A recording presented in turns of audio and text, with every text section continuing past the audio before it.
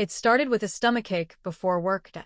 6 months later, I was in the ER, and my boss still called to ask why I missed a meeting. At the time, I thought it was just nerves. I mean, who doesn't get a little anxious during their first week at a new job? Especially one that looked so perfect on paper. I had just turned 26 and landed a position at a prestigious marketing agency downtown. They had sleek offices, big-name clients, a fancy espresso machine in the break room. All the things I thought meant I'd made it. Everyone around me acted like I was lucky. Wow, that's amazing, my friend said when I told them. My mom even cried a little when I called her after the offer came in. You're on your way, she said. I wanted to believe her. On my first day, I wore my favorite navy blazer and sensible heels. I brought a brand new notebook, determined to impress. But something felt off. Not bad, exactly. Just tense. Like everyone was holding their breath. Like no one laughed too loud or made casual conversation unless it was perfectly timed. My new boss, let's call him David, greeted me with a smile that didn't reach his eyes. He was the senior director of strategy, mid-40s, very polished, always with a Bluetooth in his ear like he was too important to take it off.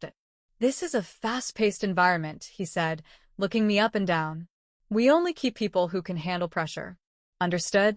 I nodded quickly. Too quickly. Good. You'll be shadowing me this week. Watch everything. Learn fast. Don't waste my time. I laughed nervously, but he didn't. That was the first time I felt the knot in my stomach tighten.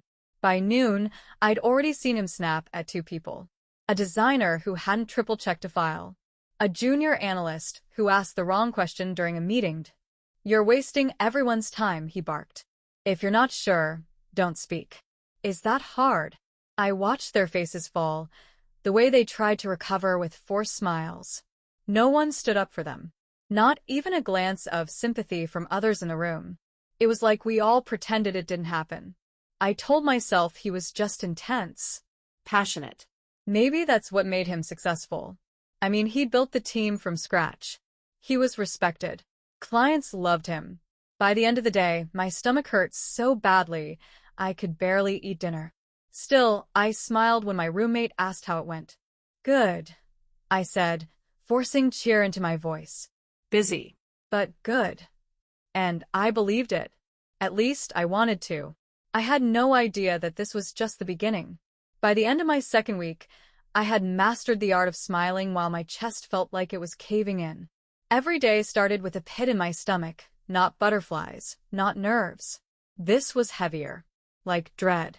I'd wake up at 6 a.m., shower, curl my hair, and stare at my reflection, practicing neutral expressions. Smiling too much looked fake. Smiling too little made people ask if something was wrong. I had to find the perfect mask. David didn't like emotional people. That's what he called anyone who showed stress or questioned him. Emotional, as if it were a character flawed. You need thicker skin, he told me once, after I flinched when he slammed his palm on the conference table during a meeting. Thicker skin. I wrote it in my notebook like it was a goal. Like I was the problem for reacting. One morning, I was 2 minutes late to a team huddle because the elevator stopped at every floor. When I walked in, David didn't say anything, not then. He smiled and said, "Glad you could join us," then carried on like nothing happened. But later that day, he pulled me aside. In this industry, being on time is the bare minimum, he said in a low voice. If you want to last here, you need to take things seriously. That kind of mistake doesn't go unnoticed. Then he smiled. That awful, professional smiled. Don't let it happen again. It wasn't what he said, it was how he said it. Controlled. Cold. Like a snake wrapping tighter around your body without ever raising its voice. After that, I set my alarms for an hour earlier. I stopped getting coffee in the morning just to make sure I wouldn't be late. I skipped breakfast too, just in case. My head started hurting most days by noon, but I told myself it was part of being a grown-up. Everyone's tired. Everyone's stressed. Right? But slowly, I started to notice something. People didn't talk to each other unless they had to. There were no casual chats by the printer, no shared eye rolls when something went wrong. Everyone was in survival mode. Eyes forward. Keep moving. Don't get noticed. And David? He thrived in it. He'd call people out in meetings with a smile. Can anyone explain why Jenna's project is still behind schedule? Or worse, maybe this isn't the right environment for someone like you. One time, he told a new hire, I hired you because you seemed smart. Was I wrong? We all laughed, the awkward, forced kind of laugh that doesn't reach your eyes. And the worst part? That employee laughed too. Because what else could she do? It felt like we were all stuck in some kind of weird psychological game. One day, he'd praise you. The next, he'd ice you out or humiliate you for something minor. You never knew where you stood. And that made you work harder. Say less. Smile more. I started dreaming about work. Not dreams exactly, more like stress spirals that played in my head all night. I'd wake up drenched in sweat, panicked that I'd missed a deadline that didn't even exist. And I'd still be early to work. Still smiling. I told myself this was temporary, that it would get better once I proved myself, once I was good enough. But deep down, something inside me had already started to crack. By month 3, I had stopped calling my mom. She used to check in every week, always asking how the job was going, always with that hopeful tone in her voice. But I couldn't tell her the truth. I couldn't tell anyone. I didn't want to sound weak, or ungrateful, or like I couldn't handle it. So I started dodging her calls. I've just been so busy, I'd text, which wasn't a lie. I was working 12-hour days, skipping lunch, staying late just to avoid looking like the weakest link. Even though deep down, I already felt like I was. Then came my first performance review. David called me into his office, floor-to-ceiling windows, cold gray walls, and a white leather chair that looked expensive, but felt like ice. He smiled, motioned for me to sit, then leaned back with his hands folded like he was about to deliver a TED Talk. You've made progress, he started. But you're not quite where I expected you to be. I blinked. My heart immediately started racing. Okay. Can you tell me more? He tilted his head slightly. You're confident, but you lack initiative. You don't speak up enough in meetings. You play it safe. That's not leadership material. I felt like I'd been slapped. Safe? After all the overnights I'd pulled? After all the hours I worked that no one even asked for? I started to say, but he cut me off. This is a tough place. Not everyone is cut out for it. If I didn't think you had potential, I wouldn't bother telling you this. There it was again, the push-pull. A slap followed by a compliment. It kept you tethered, kept you trying harder, even when your gut told you to run. Thanks, I whispered, even though I felt like crying. Make me proud, he said, then dismissed me with a nod. That night, I had my first panic attack. I didn't even know that's what it was.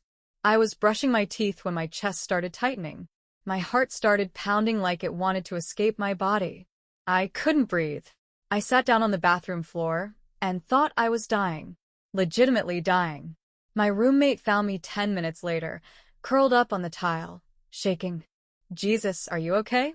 Do we need to go to the hospital? I shook my head. I think it's just stress. Just stress. I said it like it was nothing. Like it was normal to feel like you're dying because of your job. I called in sick the next day. My first sick day. And David? He emailed me twice, then left a voicemail. Hope you're not seriously ill. Just remember, everyone's counting on you to deliver by Friday. No, feel better. No, take care. Just a deadline. That was the moment I realized something dangerous, not about him, but about me.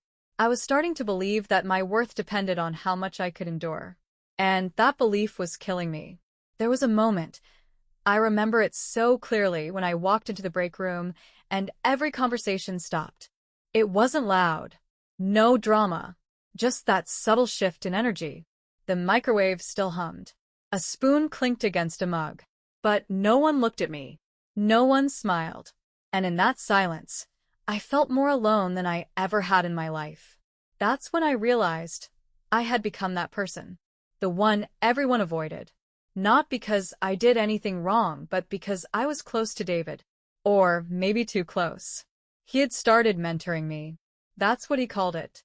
I see potential in you, he'd say. You just need to toughen up. The others can't handle pressure. But you're different. I didn't know whether to feel proud or nauseous. At first, I thought maybe this was a good thing. Maybe I'd earned his respect.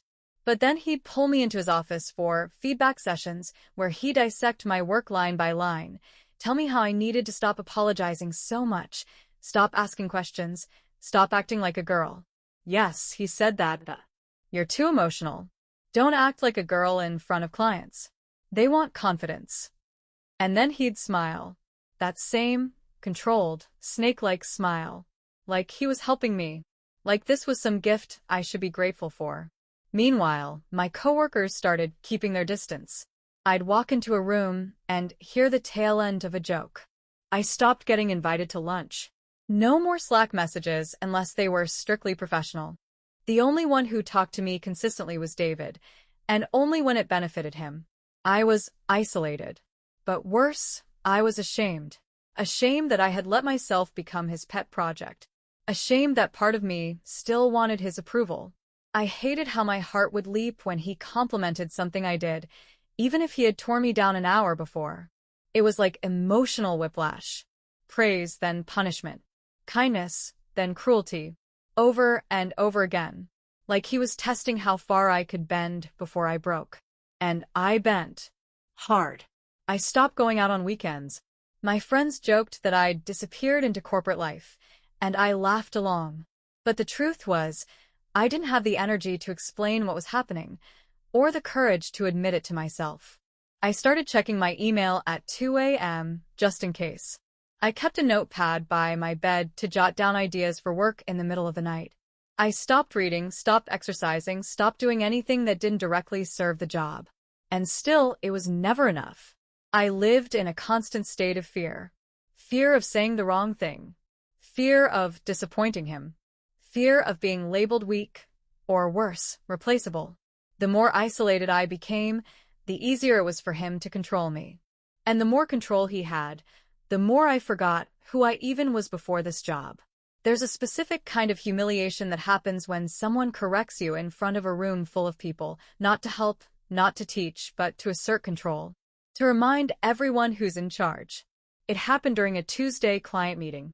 I had worked all weekend on a pitch deck, long hours, no breaks, barely slept. David had glanced at it the night before and sent back one line. Looks clean. No changes. No feedback. So when I presented it to the clients, I was confident. Nervous, sure, but prepared. I was 5 slides in, explaining a strategy when David leaned back in his chair and interrupted me. Wait, is that what we agreed on? He said, eyebrows raised like he'd never seen the slide before. I froze. Yes, based on your notes. He cut me off. That's not quite what I had in mind. We'll clarify this later. I felt the heat rise to my cheeks. The clients glanced around awkwardly. Someone coughed. I forced a tight smile and kept going, even though my voice was shaking and my hands were clammy. Afterward, he pulled me into his office. You can't be so reactive, he said. You looked panicked in there. I was stunned. You changed direction mid-meeting. He tilted his head. Did I? Or did you just assume you understood what I wanted? I just stood there, stunned into silence. That's when I learned about a different kind of abuse. Not loud, not violent, but designed to erode your sense of self. It's called gaslighting. He made me doubt my memory, my instincts, even my sanity. You're being sensitive. Don't take things personally. You always make it about you. The worst part was it worked. I started second-guessing everything. I'd reread my emails 4 times before sending them. I'd write notes after every conversation just to protect myself in case he said something different later. My hands started trembling during meetings, and I'd hide them under the table. But even as my confidence was crumbling, I still tried to rationalize it. Maybe I was too sensitive. Maybe this was just how high performers operate. Maybe if I just worked harder, tried harder, was harder. That's the lie he fed us, that the abuse was a test of strength, not a symptom of dysfunction. And I believed it, because I was too exhausted to believe anything else. One night, I stayed in the office until 11 p.m. finishing a report I'd already submitted once, but he wanted it cleaner. The janitor came by and asked if I was okay to. I laughed. That hollow, automatic laugh. Then I stared at the screen, eyes burning, and asked myself a question I had never dared to ask before. What if I'm not the problem?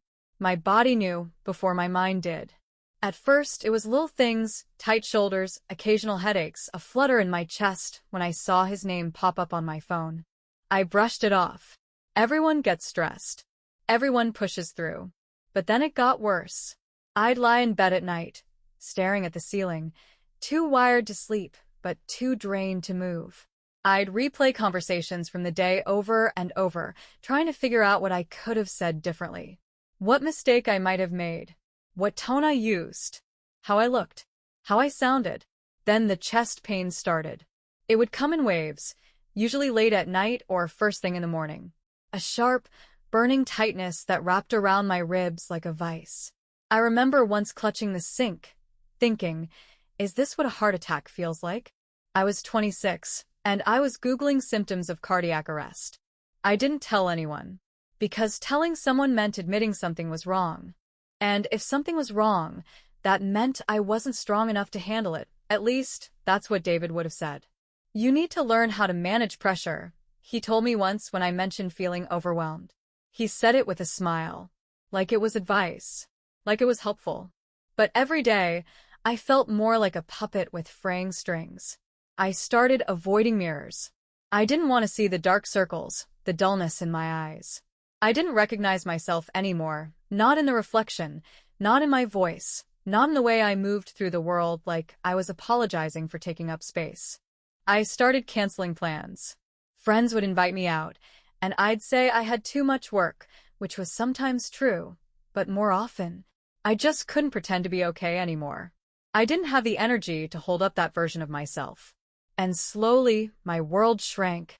Work, commute, cry in the car, shower, sit on the couch in silence. Work, commute, repeat. The panic attacks became regular, small, sneaky ones that showed up as nausea, dizziness, a sudden wave of heat and confusion. But I hid them well. I smiled through meetings, nodded when David talked, took on extra projects like I was grateful for the abuse. Because in some twisted way, I thought I had to prove I was worthy of the pain. That if I could just survive it, maybe I'd finally be enough. The scariest part wasn't the chest pain or the insomnia. It was the voice inside me that started whispering, maybe this is just what life is. Maybe it never gets better than this. That voice. That's what nearly broke me. It happened in the elevator. I was alone, or at least I thought I was, when the tears finally came. I don't even know what triggered it. I'd just finished a 9 a.m. meeting where David tore into me over a typo. A single typo.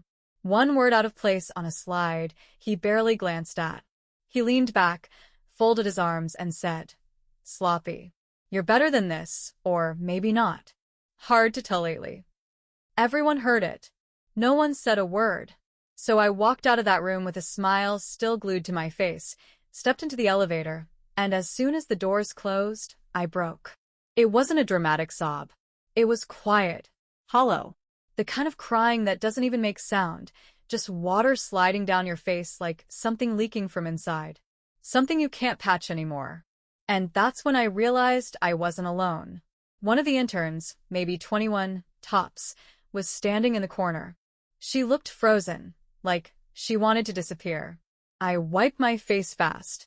Sorry, I muttered. She shook her head. No, don't be. I've cried in this elevator too. That sentence hit me like a punch to the gut. How many others had cried in this building? In the bathroom stalls, in their cars, in dark corners of the office where cameras didn't reach?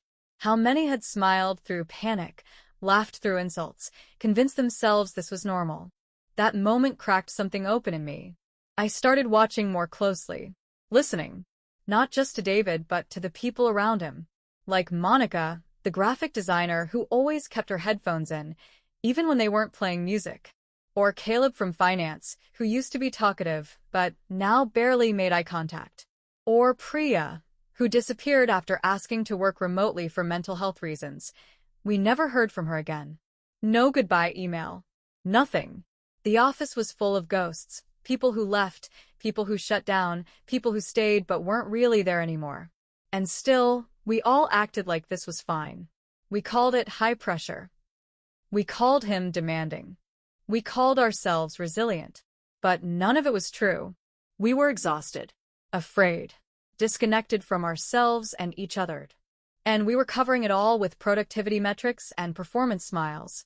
That in turn, I never saw her again after that week. Maybe she quit. Maybe she got out before the place got its claws into her. I hope so. Because by then I knew this wasn't just a tough job. This was a system built to break people. And I was already halfway broken. It was a Thursday morning when my body finally gave out. I remember getting out of bed, but everything felt wrong. My limbs were heavy, like I was wading through mud. My head was spinning, heart racing for no reason. I couldn't catch my breath. Every inhale felt shallow, like breathing through a straw. I tried to push through. I told myself I'd feel better once I got to the office. The same lie I'd whispered every morning for months. But halfway through brushing my teeth, I collapsed on the bathroom floor. I don't remember the fall. Just the cold tile against my cheek and the way the light above the mirror buzzed like it was miles away. My roommate found me. She called 911. At the hospital, they ran every test, EKGs, blood work, brain scans. All of it came back normal. No heart attack. No stroke. No detectable physical illness. Just stress. Severe, prolonged stress. The doctor looked at me gently, like I was made of paper. "You're not dying," he said. "But if you keep going like this, something will break. And next time, it won't just be your nervous system. It might be your heart. Or your mind." He told me I needed rest. Time off. Therapy. Sleep. He told me I needed to stop whatever was hurting me. And still, while lying in a hospital bed with N4 in my arm, I checked my phone. There were 3 missed calls from David. And 1 voicemail. "Not sure where you are, but you missed the strategy meeting. We'll debrief tomorrow. Don't make this a habit." That was it. "No, are you okay?" "No, take care of yourself." Just another reminder that my body was disposable and my time his property. I cried in that hospital bed, not just from exhaustion, but from shame. Shame that I had let it get this far. Shame that I had let one man, one job, convince me that I didn't matter outside of what I could produce. Shame that even now, I still felt afraid to take a day off. The nurse came in and sat beside me. "You're not the first young woman I've seen here for this," she said. "This is happening more and more. The job may look glamorous, but it's bleeding people dry." I asked her how long I should stay. She looked me dead in the eyes. "Long enough to remember you're a person, not a machine." That night, I turned off my phone. For the first time in months. And I slept. Really slept. Deep, heavy, dreamless sleep. And when I woke up, I felt something I hadn't felt in a long time. Clarity. I didn't quit right away. I wish I had. But clarity doesn't always come with courage, not at first. I went back the following Monday. Not because I was ready or healed or strong. I went back because I didn't know what else to do. Because I'd built my entire sense of worth around surviving that place. Around enduring. But something had changed. I walked through those glass doors and felt the familiar tightness in my chest. But this time, I noticed it. This time, I didn't push it down. And that small shift made all the difference. David barely looked up when I walked in. "Oh, good. "You're alive," he said. A joke, I think. But I didn't laugh. I didn't explain where I'd been. I didn't apologize. I just sat at my desk and stared at my computer for a full 10 minutes, watching the cursor blink like it was waiting for me to make a move. And then I did something unthinkable. I got up. I walked to the break room. I poured myself a cup of coffee. And I sat down with Monica, the designer who always wore headphones. The one who never looked anyone in the eye. She looked surprised. "Hey," I said. "Mind if I sit?" She shrugged, then pulled one earbud out. I hesitated, then asked, "Does he treat you the way he treats me?" And just like that she exhaled, like she'd been holding her breath for years. For the next 20 minutes, we talked. Quietly, carefully. And what she shared unraveled me. She'd been there longer than I had. She told me about the screaming behind closed doors, the nights she cried in her car, the anxiety meds she now needed just to get through the week. He plays games, she said. He builds you up just to tear you down. I wasn't crazy. I wasn't weak. I was in a system designed to break people like me, kind people, sensitive people, high achievers who don't want to disappoint anyone. And suddenly, I started noticing it everywhere. A Slack message from Caleb that ended with 3 exclamation points, performative cheerfulness. A panicked look on Jenna's face every time her phone buzzed. An intern who left early one afternoon and never came back. We were all pretending. All breaking in different ways. And David? He fed on that silence. So I started making noise. Not loudly, not yet. But I asked questions in meetings. I gave honest feedback in one-on-ones. I stopped thanking him for berating me. I started documenting everything. Every comment. Every deadline. Every manipulation. And the more I stood up, even just an inch, the more I realized something huge. He needed my silence more than I needed his approval. The rebellion had begun. Quiet. Steady. Internal. But real. I didn't plan it. There was no dramatic movie moment where I stood on a table and shouted, I quit. It was more like a tremor. Small, almost invisible from the outside, but inside me, the earth shifted. It started in a meeting. One of the newer analysts, Rachel, was giving her first presentation. She was smart, thorough, and nervous, the kind of nervous that you feel in your own bones when you've been there. David sat across from her, expression unreadable. And then, mid-slide, he cut her off. Is this supposed to impress me? He said, flat and cold. Because if it is, it doesn't. The room went still. Rachel looked like someone had just thrown cold water on her. Her voice caught in her throat. Everyone else looked down, pretending to take notes, afraid of making eye contact. That's when it happened. I heard my own voice, calm, clear, and louder than I expected. I thought it was well put together. I'd like to hear the rest. David turned toward me, almost amused. Oh, you would? Yes, I said. I think we should let her finish. The silence that followed was deafening. Even Rachel stared at me like I'd just grown a second head. David didn't explode. He didn't yell. He just looked at me for a beat too long. And then he leaned back and said, Fine. Go ahead. Rachel finished. She stumbled a bit, but she made it through. And when the meeting ended, she mouthed the words, Thank you, as she walked past me. That moment changed everything. Not because I saved the day. Not because I beat him. But because I chose to show up for someone else. And in doing so, I showed up for myself. I realized I wasn't powerless. I wasn't alone. Later that afternoon, Monica sent me a message. What you said in the meeting, thank you. Then Caleb messaged too. Took guts to do that. You okay? And just like that, the walls started to crack. One by one, people began talking. Quietly at first, little comments in the hallway, side chats at lunch. But real conversations. Real stories. Real hurt that had been sitting beneath the surface for far too long. I started keeping a document on my laptop. Everything I'd experienced. Every manipulation. Every incident I'd witnessed. Names. Dates. Words. Not because I was planning to sue. Not yet. But because writing it down made it real. It helped me stop gaslighting myself. And then one day, I looked at that document and realized it read like a diary of someone who had survived a war. And I thought, this can't be my life. This can't be the cost of a paycheck. It wasn't bravery that came next. It was clarity. The day I decided to leave, I didn't tell anyone. Not my roommate. Not my coworkers. Not even my mom. It was just a quiet decision I made while staring at my computer screen, blinking away another migraine, trying to care about numbers I couldn't feel anymore. I sat there, frozen, while David's voice echoed in the next room, berating someone over a missed detail, probably nothing, probably everything. And suddenly, a thought hit me so clearly it felt like a thunderclap. If I don't walk away, I'm going to lose myself completely. It wasn't dramatic. It was logical, practical.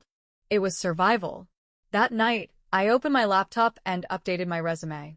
My hands trembled, but not from fear this time, from adrenaline, from the faint pulse of freedom returning to my veins. The next 2 weeks were a blur. I applied to anything that looked even remotely sane. I reached out to old contacts I'd been too ashamed to talk to. I stayed quiet at work, biding my time, documenting everything. I turned down extra projects. I smiled less. I answered David's emails, but I didn't let them own me. I started building a rope out of the wreckage. Then it happened. A small marketing firm, not flashy, not high-profile, but steady, offered me a job. Better hours, better culture, remote-friendly. The pay wasn't much less, but even if it had been, I wouldn't have cared. It felt like someone had opened a window in a room I didn't realize was suffocating me. I typed my resignation letter slowly, deliberately. Not angry, not bitter, just honest. Dear David, effective 2 weeks from today, I am resigning from my position. I want to thank you for the lessons, even the difficult ones. They taught me more about who I am and what I will no longer tolerate. I hit send and immediately felt my whole body exhale, like I'd been holding my breath for a year. He didn't respond right away, but the next day he called me into his office. He was calm, measured. I didn't expect this, he said. You seemed like someone who could handle anything. I smiled. I can, I said. That's why I'm leaving.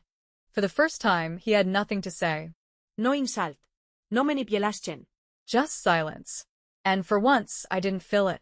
I walked out of his office with my spine straight, my hands steady, and the door to my old life closing behind me, quietly, permanently. I didn't cry. I didn't panic. I just felt free. Leaving didn't fix everything overnight. I wish it had. For a while, I kept waiting for the anxiety to disappear. I thought I'd walk into my new job and instantly feel whole again. Confident. Energized. Free. But that's not how healing works. The first morning at my new company, I woke up at 5:30 a.m. in a cold sweat, convinced I was late. My heart raced as I checked my phone. No angry emails, no missed calls, no threats masked as feedback. Just silence. But even silence felt suspicious at first. Like I couldn't trust the calm.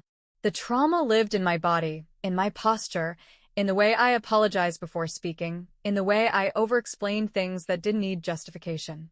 I still flinched when someone raised their voice in a meeting. I still hesitated before submitting work, bracing for the backlash that never came.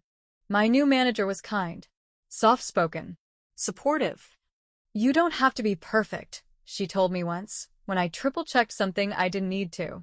And I almost cried, because I realized how much of my worth I had tied to perfection, how I had equated abuse with excellence, control with success, fear with discipline. The truth is, I didn't know how to work in a healthy environment, but I was learning. Little by little, I started to breathe again. Really breathe. I started going for walks without my phone. I started sleeping through the night, some nights, not all. I started saying no without feeling guilty. I started talking to friends again. I even started therapy. And in one session, my therapist said something I'll never forget. Abuse is still abuse, even if it happens in a conference room. I had spent so long telling myself it wasn't that bad, that I hadn't been hit, or screamed at every day, or physically harmed. But I had been broken in other ways. Slowly. Quietly. Professionally. And now I was finally rebuilding. Brick by brick. Boundary by boundary. And the biggest shift? I stopped seeing myself as weak for what I went through, and started seeing myself as strong for walking away. Because surviving a toxic workplace isn't about endurance. It's about choosing yourself. And I had finally done that. It's been almost a year since I left. Sometimes I still wake up from dreams where I'm back in that office, frozen in place, watching my old boss call someone out while everyone else stays silent. In those dreams, I try to speak, but no sound comes out. But when I open my eyes, I'm not there anymore. I'm safe. I'm free. And now I can speak. So let me say this, clearly, loudly, for anyone who needs to hear it. No paycheck is worth your peace. No title is worth your health. And no job should ever make you question your worth as a human being. What happened to me wasn't a rite of passage. It wasn't paying my dues. It was abuse. Dressed in blazers and buzzwords. Hidden behind feedback and high standards. Abuse that was systematic, strategic, and deeply personal. And I know I'm not the only one. I've since talked to so many others, women, men, interns, managers, who've lived through the same quiet devastation. The kind that chips away at you day by day until you don't even recognize yourself. And the scariest part, We normalize it. we call it ambition, hustle. Growth. But growth doesn't come from fear. It doesn't come from shame or manipulation or collapsing in a hospital room because you were too scared to take a day off. Growth comes from care, from respect, from balance, from choosing yourself even when it's terrifying. So if you're listening to this and feeling a knot in your stomach, if any part of my story sounds like yours, I want you to know, you're not weak. You're not crazy. You're not being too sensitive. You're surviving something that was never supposed to be part of the job. And maybe, just maybe, it's time to walk away. It doesn't have to be dramatic. You don't need a big exit speech or a perfect plan. You just need one honest moment with yourself where you say, I deserve better than this. Because you do. You deserve to work without fear, to sleep without dread, to succeed without sacrificing your soul. So please check in with yourself. Look for the red flags. Speak up if you can. And if you can't yet, start planning your way out. You don't owe any company your health. You owe yourself a life that feels like your own. And if no one else has told you this lately, I see you. I believe you. And I promise, there is life after the toxic job. No title is worth your health. No job is worth your soul. If this story resonated with you, please share it. It might be the thing that helps someone else finally walk away. Leave a comment with your own story. You never know who needs to hear they're not alone. Hit subscribe. We share the stories that others are too scared to tell.